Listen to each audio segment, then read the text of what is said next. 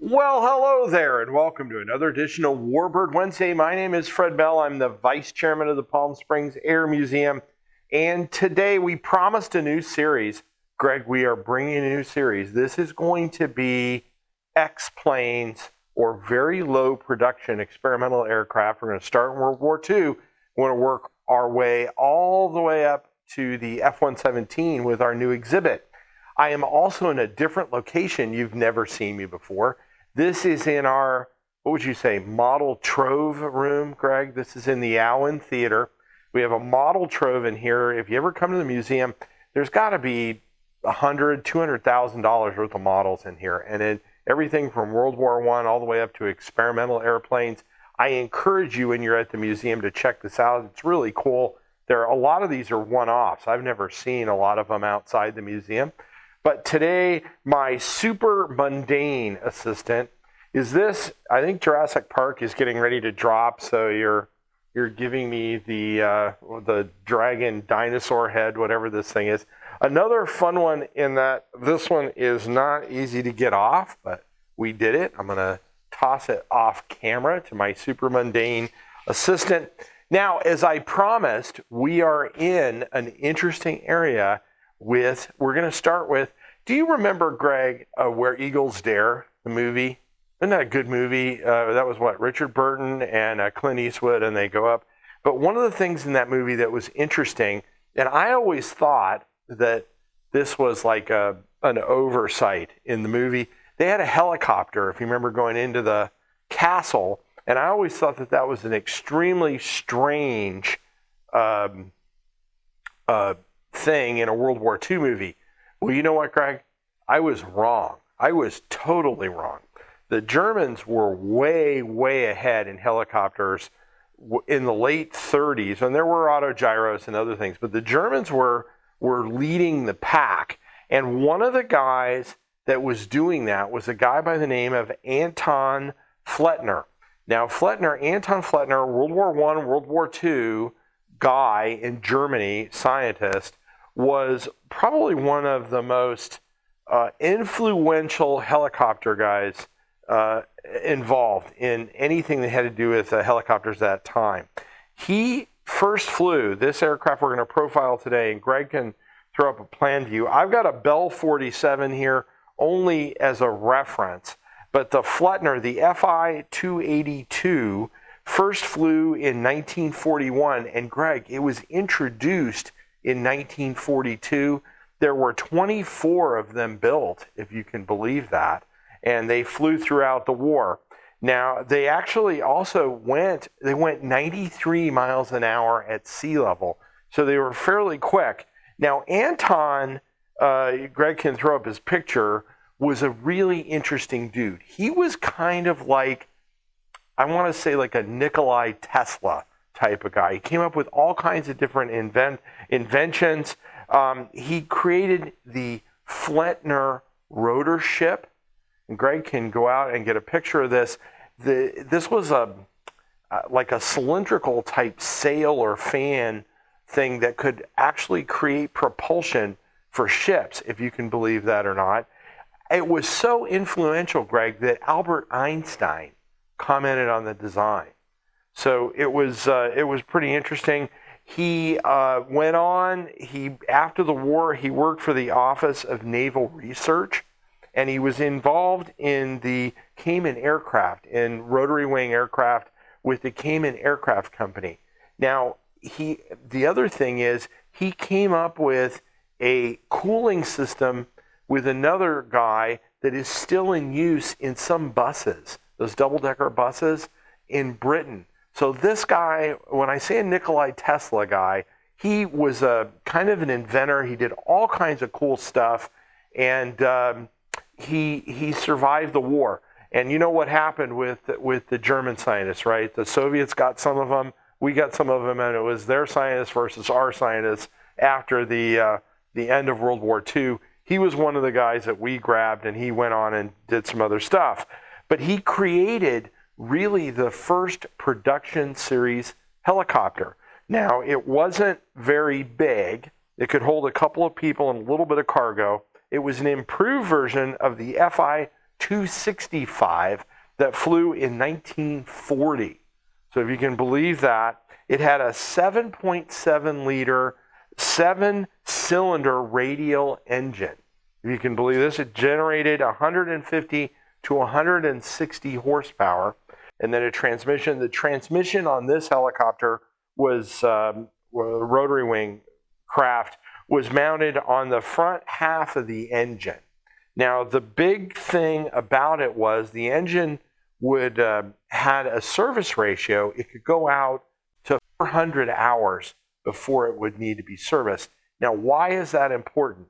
Well, any of these exotic airplanes and helicopters, if you started doing this thing, or autogyros, if they needed a lot of service, what were they, Greg? They were useless in combat. You couldn't use them. But this thing could go out to 400 hours before TBO.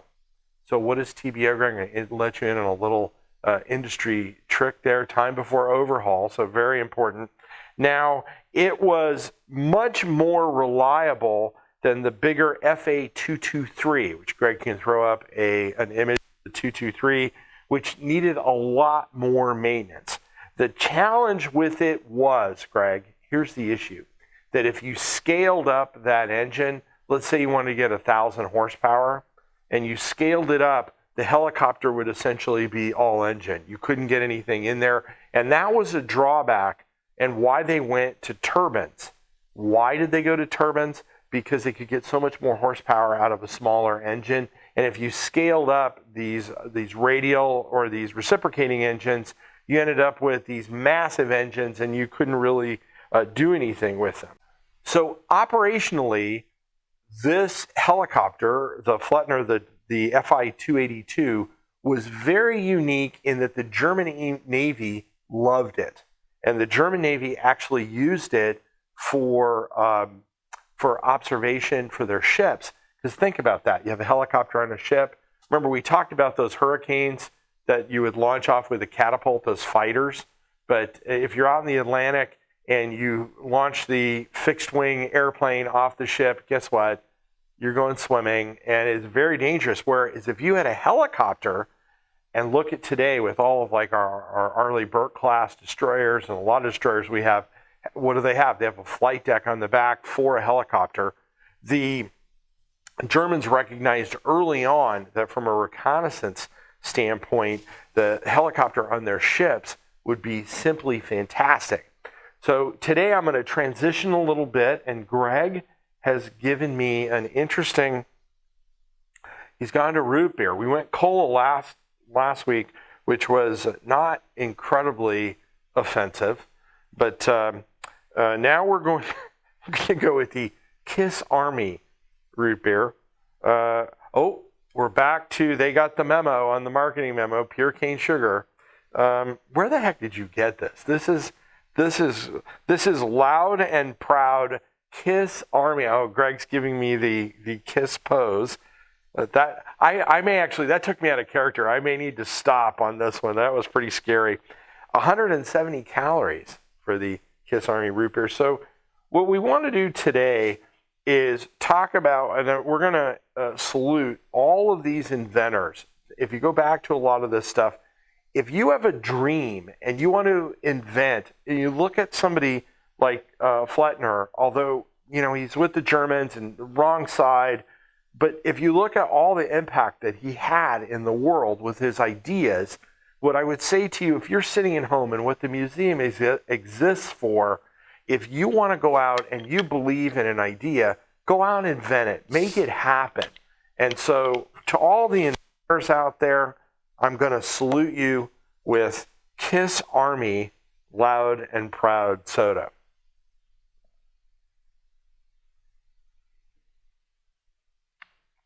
Greg, that's another win. You hit 2 in a row.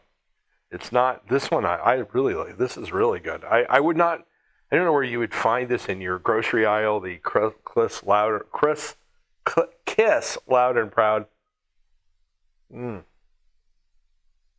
It's got too many calories in it, but it's actually quite tasty. You can taste your cane sugar. So Flettner with the 282, he had a winner.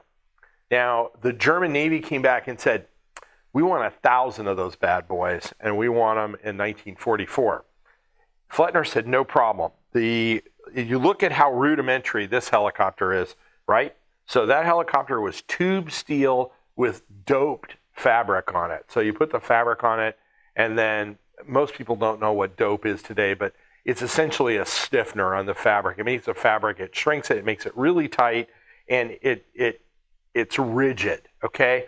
But it obviously, because the thing only had that small horsepower, right, it had to be light. So that's why they did it this way. But they said, we want 1,000 of these. Well, the Allies said, great idea. They bombed and destroyed the factory. So they were never built. So the aircraft continued to soldier on, and the Germans used it then as an artillery and an observation helicopter. And it would actually, at the end of the war, it was flying artillery observation missions. So there were a few of them left. Now, when the war ended, now here's the interesting twist, Greg, and this is a very interesting twist. And maybe you can find a picture of the one where it went, but I always try to research what happened to these things, right?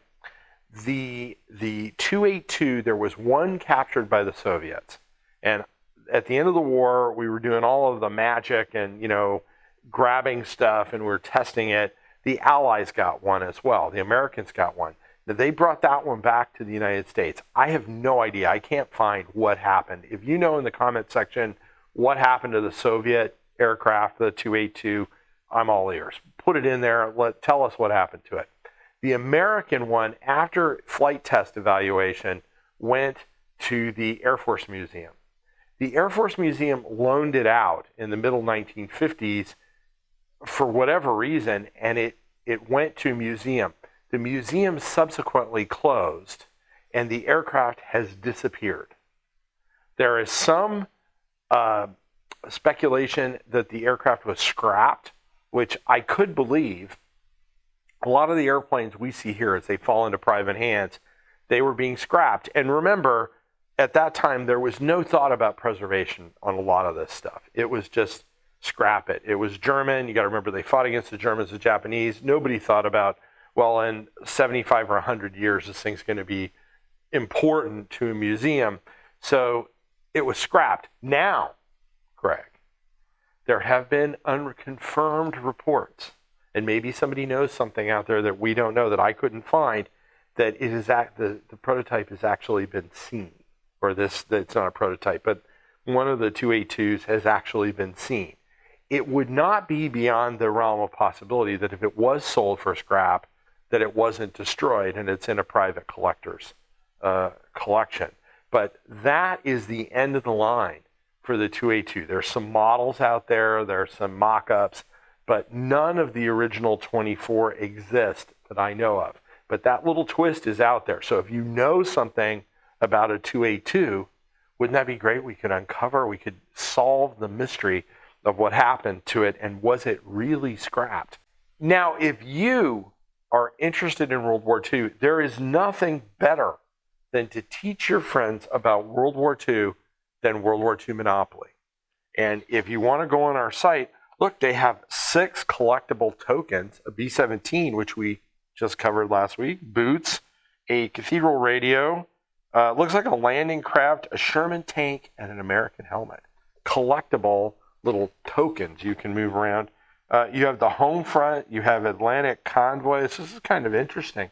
We should play this sometime, Greg. But if you want to school your friends, go out to the site. You click on the link, and we will gladly send you one of these. Jason will send you one from our Monopoly, our World War II Monopoly collection. Also, we cannot do all this research. We cannot create all these fantastic exhibits without your donations.